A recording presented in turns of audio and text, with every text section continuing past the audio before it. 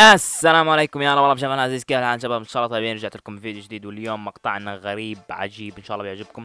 طبعا انتم عارفين قبل بداية كل مقطع لازم احط لكم فيديو او مقطع بسيط يضحككم.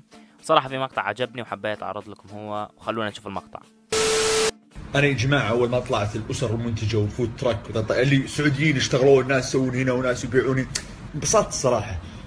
بس تغير الموضوع شوي. تدخل تشوف صوره اكله مكتوب تحتها السميات لا بيلاليلو على اساس انها خلطه عندهم، اخر شيء خبزه عليها طحينيه ب 40 ريال. ليش يا شيف؟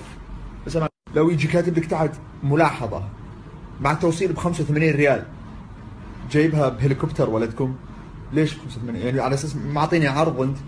ترى انتم بالحركه جالسين تخربون على الباقيين. وش ذا البزنس الغريب؟ انا بجيب لي تميس بحط عليه جبن بسميه سولهيلي براهيلا ببيعه ب 40. اوريك ولا حقين الفود تراك يجي يبيع لي كرك ب 25. ترى الشاهي حليب هو، يعني وش الحليب جايبه من بقره ماركه وتبيعه بهذا السعر؟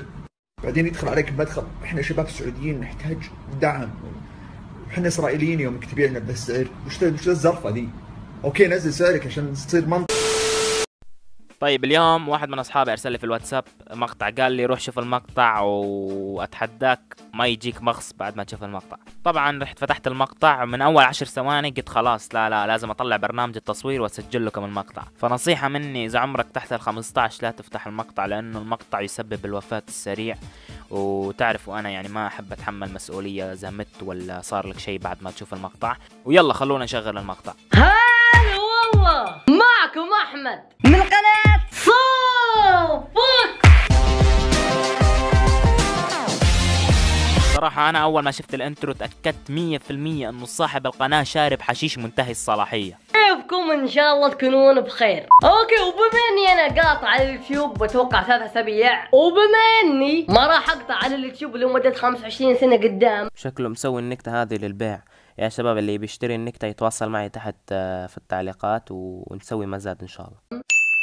راح اسوي اقوى مقلب فخوص صغير، والله العظيم مقلب مرة قوي، مقلب الدش الدموي.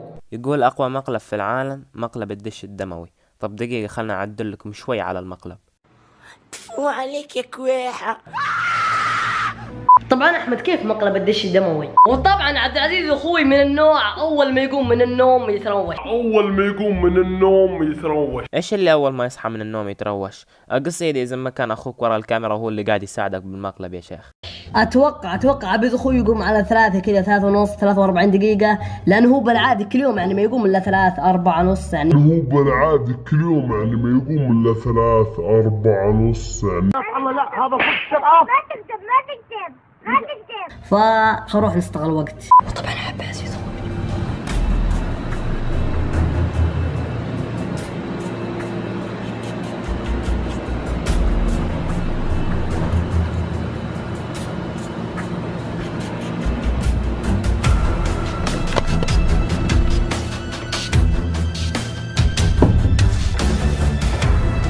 حنستغل وقت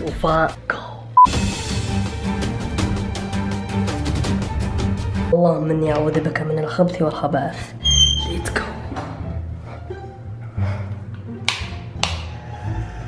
اقول راح استرجع.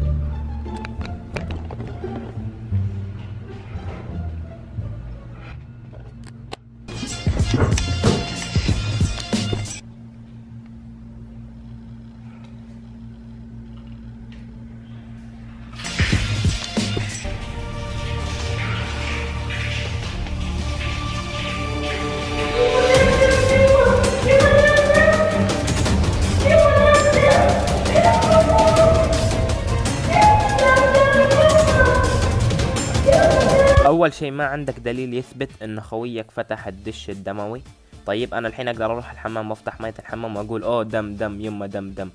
اوكي. ثاني شيء يا شباب، اللي يعرف هذا يتصنع الغباء ولا هو غبي ينزل يكتب لنا في التعليقات، لانه صراحة انا ماني قادر اكمل المقطع، جاني مغص. وبس والله هنا نكون وصلنا لنهاية المقطع. اتمنى اذا عجبكم المقطع لا تنسى اللايك الكومنت والسبسكرايب. قدر تعبي بنشر عند اصحابك في جروبات الواتساب. وبس، مع السلامة.